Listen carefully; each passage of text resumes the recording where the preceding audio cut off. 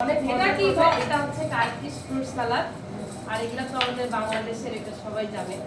আর ওই যে এটা হচ্ছে এটার নাম খুব কঠিন, মিউন্স বলে এটা স্পেশাল কোরিয়ান ডিশ।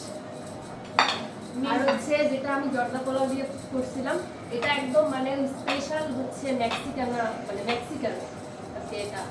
তো এটা হচ্ছে আমি কোরিয়াতে খাইছিলাম, তো ওদের স্পেশাল ডিশটা অনেক ভালো লাগছিল, এটা বুসানে খাইছিলাম। আর হচ্ছে কোনটা বলবো, এটা হচ্ছে আমি বলি এটা হচ্ছে মুরগির মাংস দিয়ে হচ্ছে করা হয়েছে। এটা মেইনলি যদি আমি বলি যে স্পেশালি হচ্ছে এটা চাইনিজরা খায়, মানে হচ্ছে ইয়া দিয়ে ফ্রুটস দিয়ে।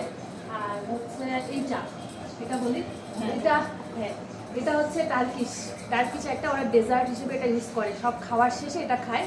কিন্তু কোরিয়ানরা আবার এটা অনেক সময় দেখা যায় যে হচ্ছে খাবারের আগে খায়, কারণ এই খাবারটা খুবই হেলদি, টক দই দিয়ে করা হয়, খুবই হেলদি।